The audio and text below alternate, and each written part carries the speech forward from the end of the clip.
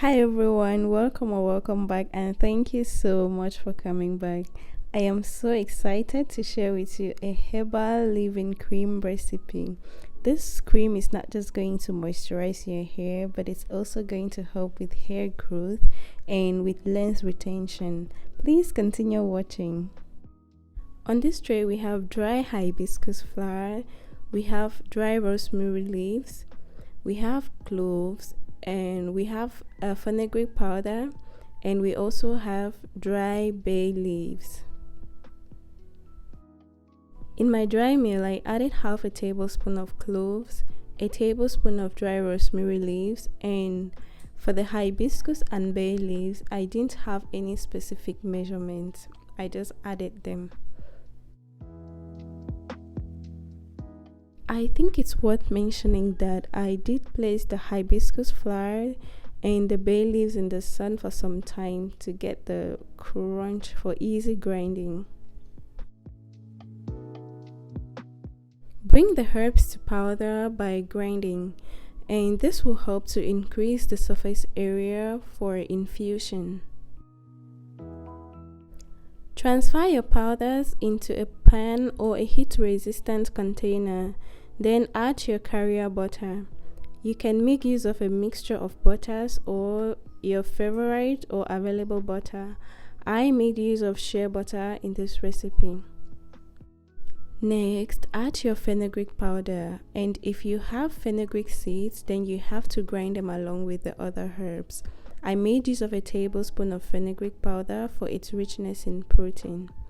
The next thing to do is to heat up this mixture in a double boiler.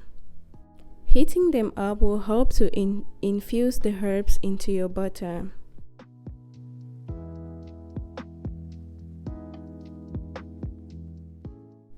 I heated this up under low to medium heat for 30 minutes, and I did this in the evening and left it to sit overnight. The next morning, I placed the bowl in warm water for about 2 minutes.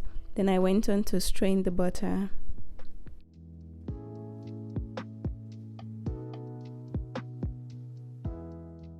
Like I mentioned earlier, I made use of fenugreek powder for its richness in protein.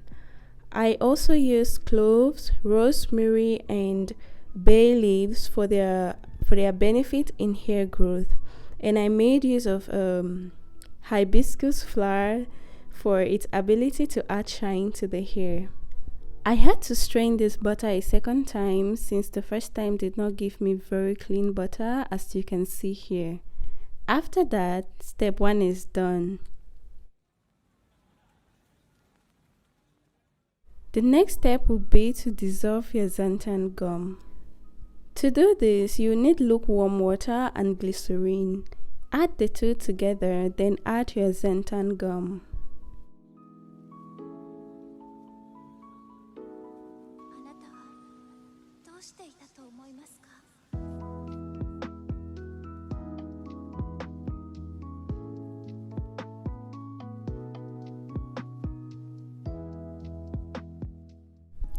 I am making use of xanthan gum in this recipe as an emulsifier. Mix the gum in the water and glycerin and leave it for 2 hours to properly dissolve.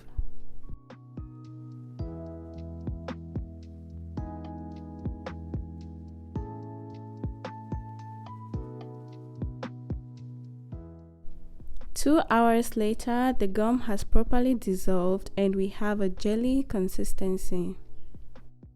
And now it's time to add a very necessary ingredient for this recipe, which is aloe vera gel.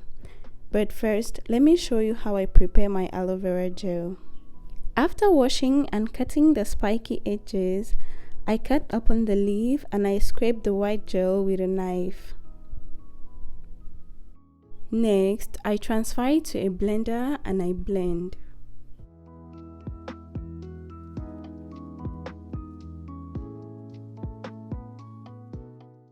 After that, I strain my aloe vera gel and it's ready for use. Yes, aloe vera is so dear to my heart. I always make sure that I have it in the refrigerator. So the one we're using for this recipe, I actually took it out of the fridge. So add your aloe vera gel and mix well. And keep in mind that the consistency of your final product will be determined by the consistency you get from mixing the aloe vera and the xanthan gum. So if you want to have a thicker consistency with the final product, then do not add so much aloe vera gel. But if you want to have a lighter consistency, add as much aloe vera gel to it.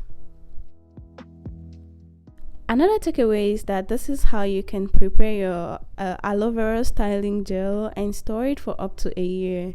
You just need to add a few oils and a preservative to it and you're good to go.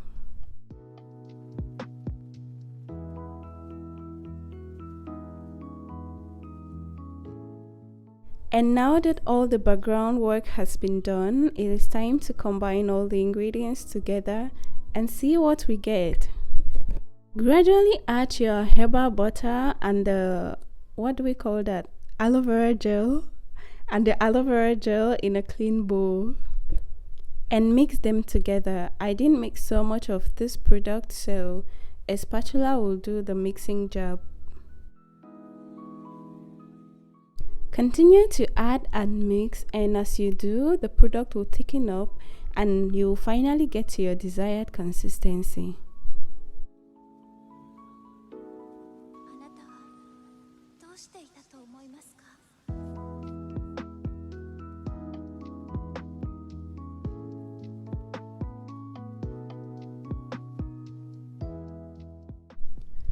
Please don't forget to give this video a thumbs up and to subscribe to my channel if you have not yet done so.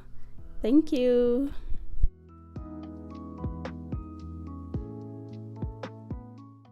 And when you finally get there, the last but not the least things to add are your oils.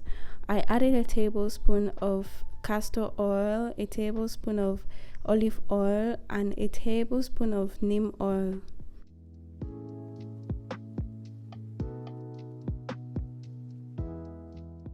I equally added vitamin E oil and a few drops of tea tree oil.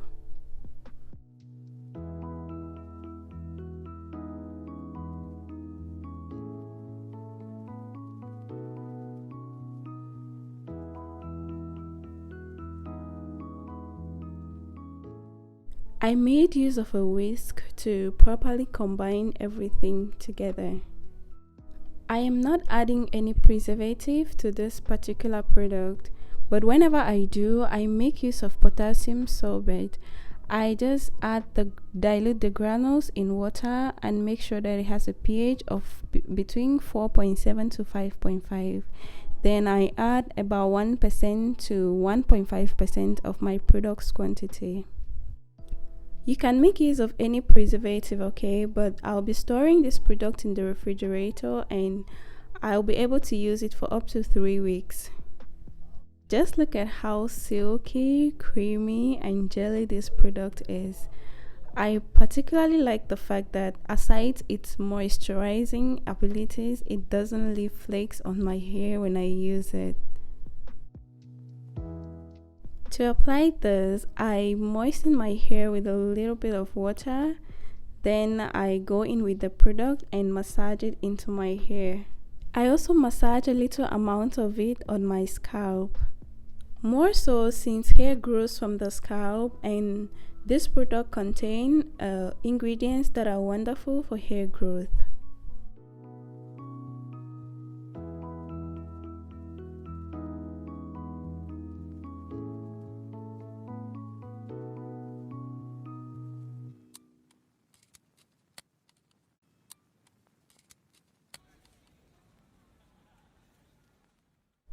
Thank you so much for watching this video. Please don't forget to give it a thumbs up and to subscribe to my channel if you're yet to do so. I hope to see you in another video. Bye bye.